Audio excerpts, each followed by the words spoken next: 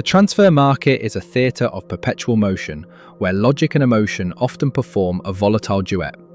Yet within the noise, certain transactions create a heavy level of scrutiny.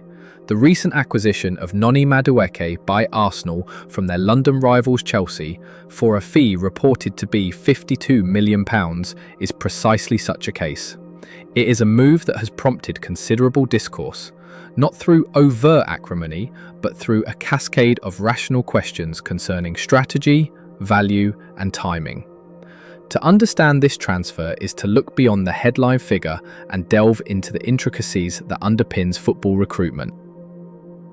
The conversation invariably turns to the financial outlay.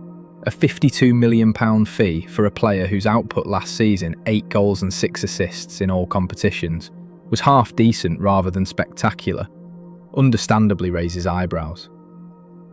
It seems Arsenal are not paying for the player Madueke was last season. They are investing in the player he is projected to become under their developmental structure. The fee reflects a confluence of factors: his high potential ceiling, the English player premium, and his rare coveted ability to consistently beat a defender in one-on-one situations. This latter attribute is a strategic weapon, particularly against the low block defences that have often stymied Arsenal's patient, possession-based build-up. This leads to the question of timing and market opportunity. Could Arsenal have waited, potentially securing him for a lower fee towards the end of the transfer window? It is a plausible hypothesis. Chelsea, under pressure to balance their books and having made their own significant attacking acquisitions, would likely have been increasingly motivated sellers. However, acting decisively presents its own clear advantages. It preempts competition. While no major public bids had surfaced, a player of Madueke's profile would undoubtedly have been monitored by other top clubs. By moving early, Arsenal secured their target without entering a bidding war, and crucially, ensured his presence for a full pre-season, an invaluable period for tactical integration and acclimatization to Arteta's demanding methodology. One cannot ignore the context of the selling club. That Chelsea, a direct rival, sanctioned the deal with apparent swiftness is telling. It speaks to their own squad-building strategy, which prioritizes a particular model of player trading to fuel further investment. It also, however, fits a developing pattern in Mikel Arteta's recruitment. Madueke becomes the third forward signed from Chelsea in recent years, following Willian and Kai Havertz. While the Willian experiment was an unequivocal failure, the Havertz project is demonstrating considerable, if complex, success. We've intentionally skipped Raheem Sterling for obvious reasons. Arteta appears to see value in acquiring technically gifted players who may have been misprofiled or suffocated within the less structured environment at Stamford Bridge.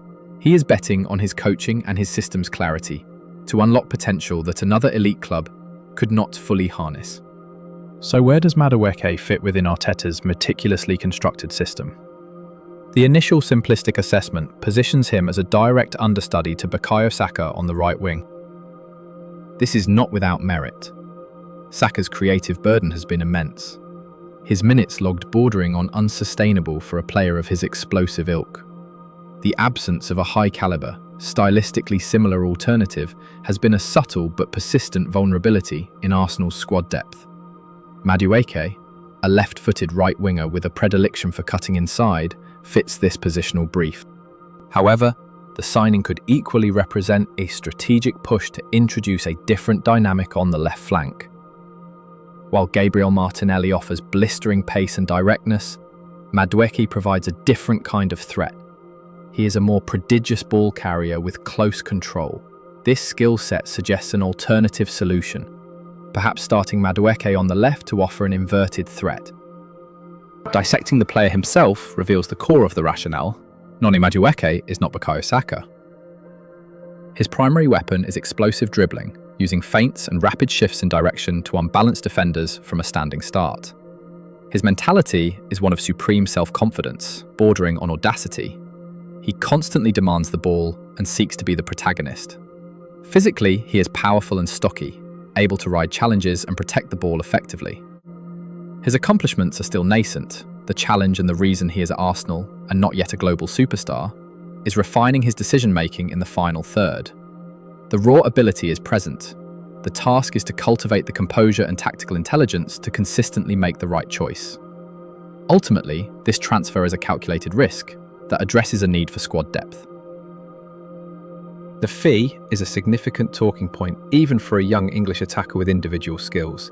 The debate over whether this was an opportunistic masterstroke or a costly overpayment will persist. But in the quiet corridors of London Colney, the objective will be singular and resolute. The only metric that will truly matter, in the end, is whether Noni Madueke, under the tutelage of Mikel Arteta, becomes a player far greater than the one who left West London. Thanks for joining. Please do like, subscribe. You are watching the Blueprint Incarnate, and this is the Arsenal Blueprint. We'll be back soon. Come on, you Gunners.